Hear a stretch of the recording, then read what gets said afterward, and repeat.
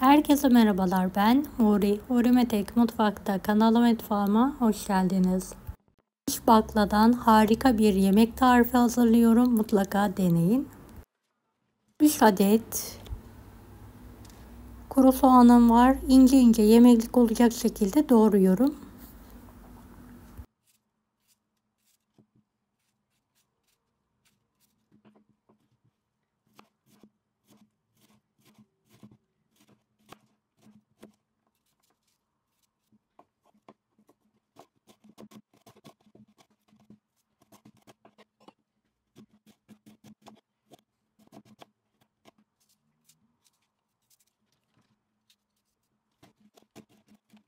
Evet, geniş bir tavanın içine alıyorum. Zeytinyağında kavuruyorum. Soğanların yeşil kısımlarını da çok ince bir şekilde doğrayalım.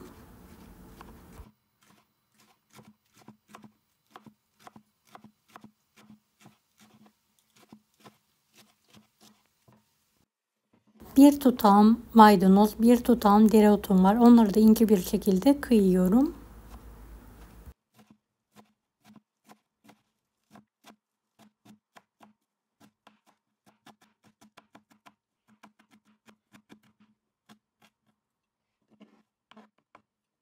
Evet, soğanların kokusu çıkana kadar kavurmaya devam edelim.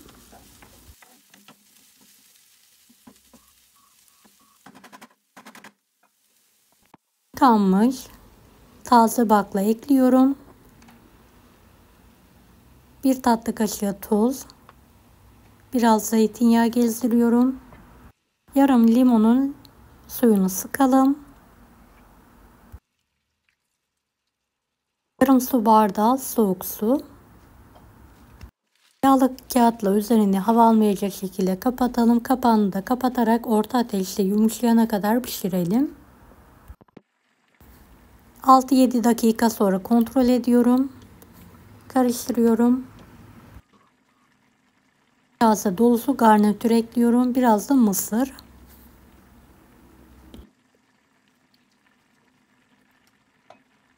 Bir tatlı kaşığı toz şeker ekleyelim. Tekrardan fırın kağıdını ve kapağı kapatarak pişirmeye bırakalım. Evet, yemeğim pişti. Karıştırıyorum ve altını hemen kapatıyorum. Beni hangi ülkeden veya şehirden izliyorsunuz merak ediyorum. Yoruma yazarsanız sevinirim. Evet, servis tabağına alalım.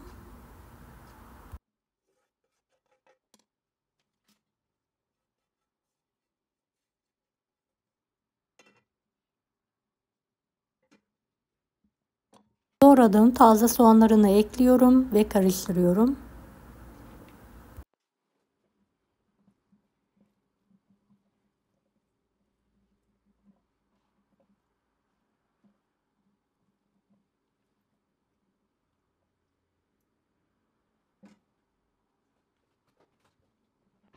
Biraz ılıdıktan sonra maydanoz, dereotu ve taze naneyi ekliyorum ve tekrardan karıştırıyorum.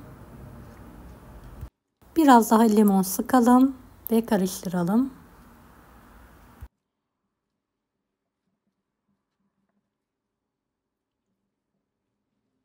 Bol limonlu harika oluyor. Mutlaka bu tarifimi deneyin.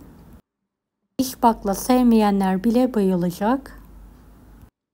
Deneyecek olan herkese şimdiden kolaylıklar dilerim. Kanalıma ücretsiz abone olmayı unutmayın.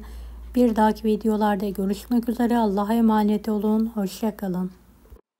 Daha farklı tarifler için bunları da izlemeyi unutmayınız. Kolay gelsin herkese.